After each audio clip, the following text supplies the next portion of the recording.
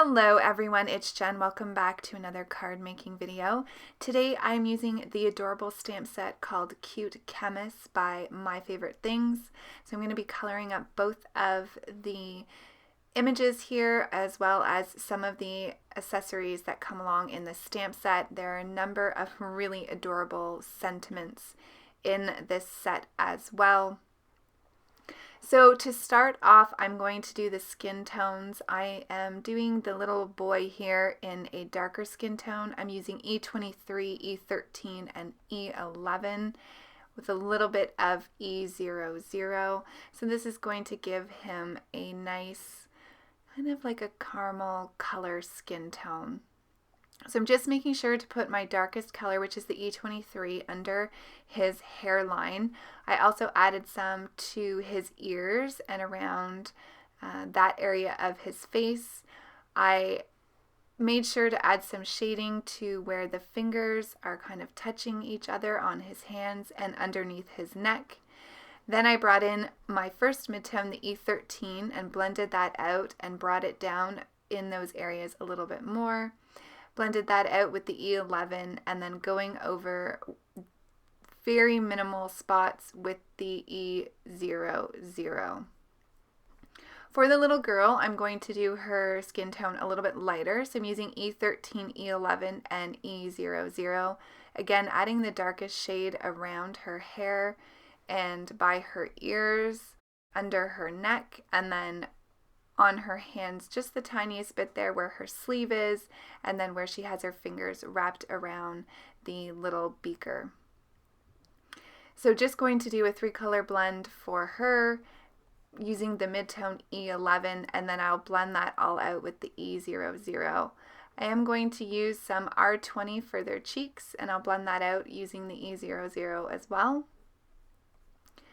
I love the little expression on their faces. So I'm going to do some dark brown for his hair. So I'm using E49 as my darkest color, and I'm using that just a little bit where the darkest shadows would be. So where his hair is laying over top of another piece of hair and underneath those areas as well where they would cast a shadow. And then I'm bringing in the E27.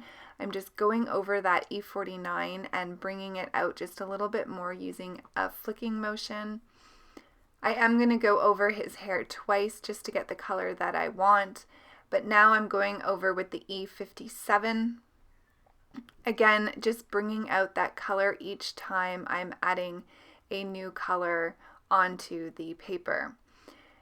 Finishing that off with the E35, and I felt like the E49 that I had used was just, there wasn't enough there, and I needed to use more of the midtones as well. I find once I get the first layer down, I can see kind of what I like and what I don't like, and then I can go back over a second time. So you can see here I'm using a lot more of the E27 and the E57, bringing that out and leaving only a little bit of area left for the highlight, which is the lightest color.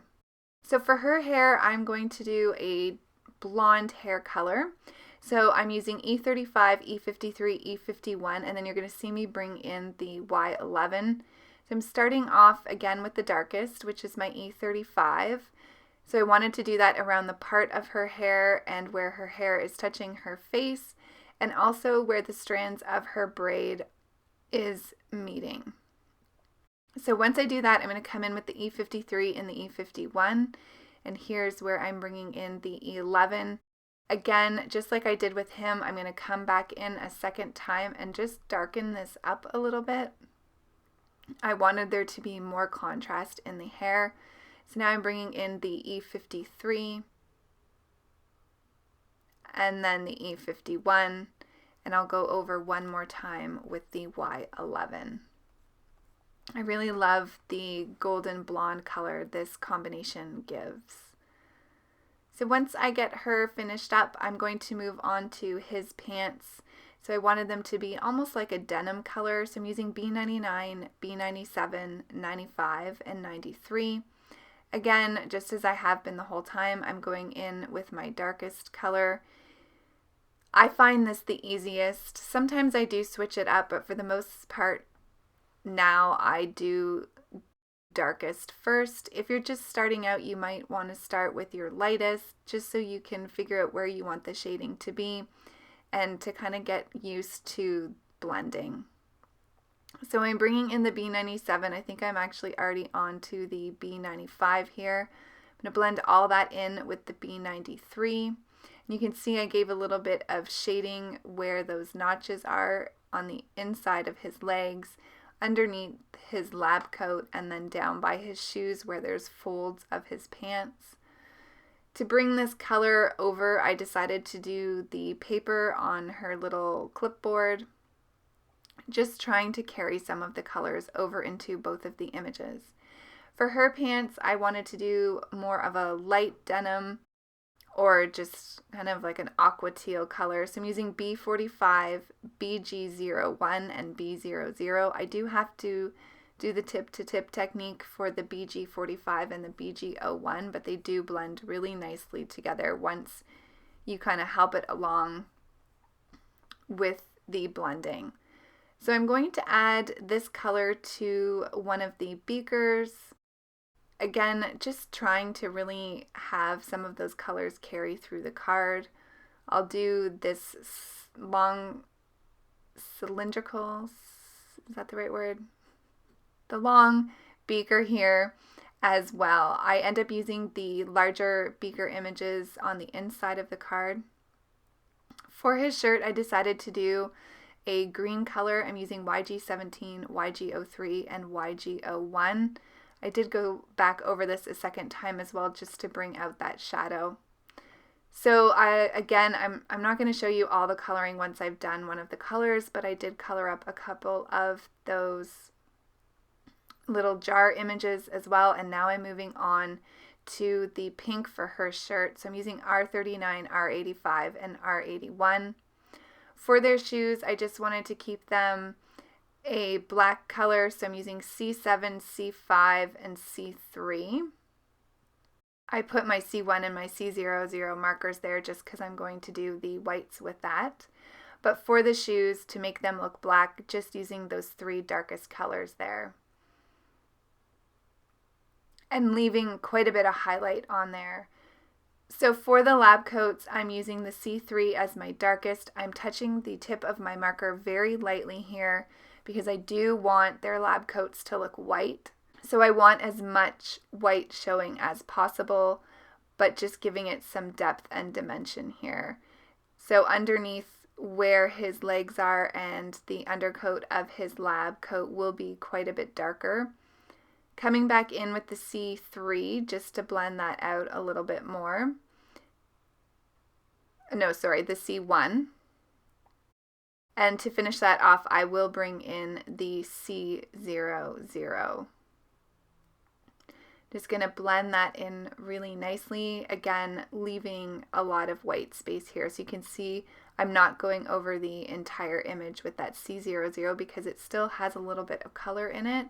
It's not like the colorless blender, which I had used for a long time, but I really like blending the C1 with the C00 now.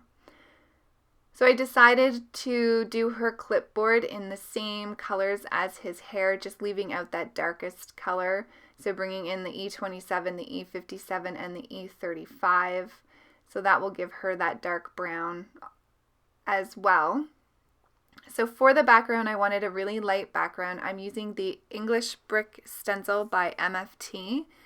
And I'm grabbing my makeup brush here, and I'm using Distress Oxide in Hickory Smoke. I'm just dabbing that off on a small piece of laminated cardstock. And I sped this up quite a bit, but basically I want the darkest to be in the center, and then I want it to fade out to a white. I am going to cut this panel down. I cut it slightly larger than an A2 size at 4 1/4 by 5 1/2. I'll bring in a die here in a moment and cut that out.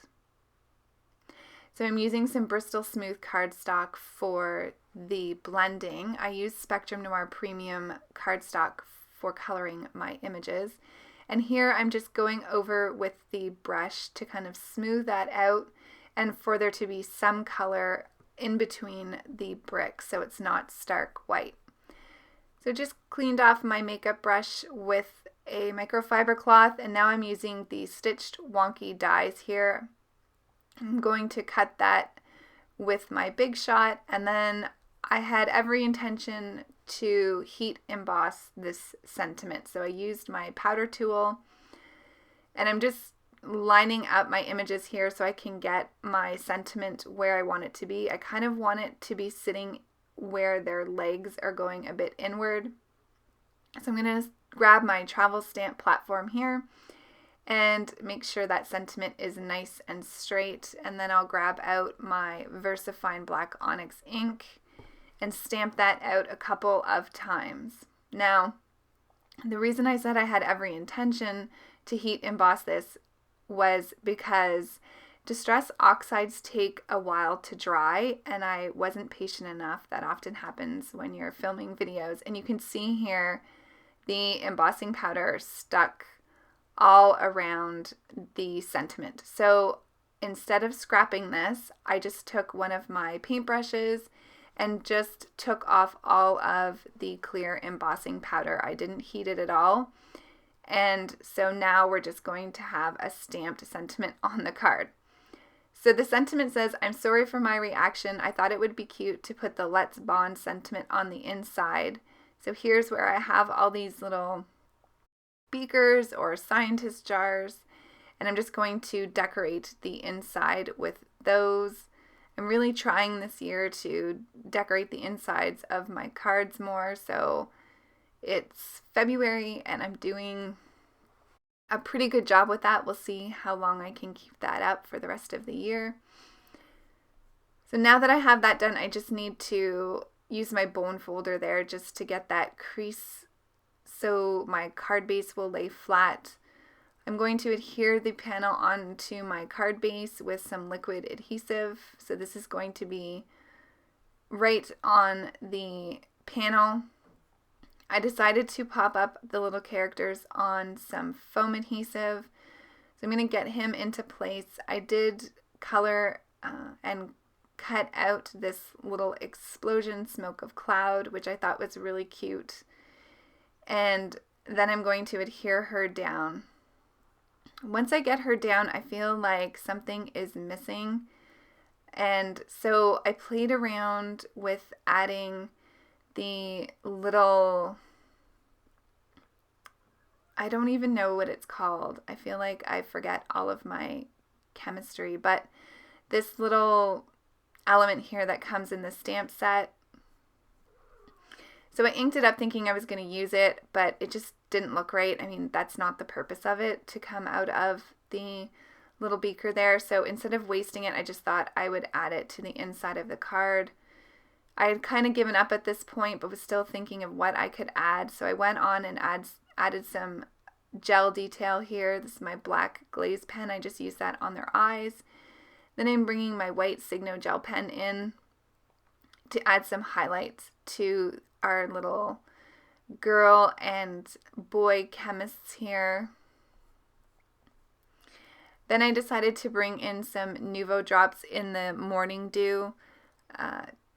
The Morning Dew acts like a glossy accents.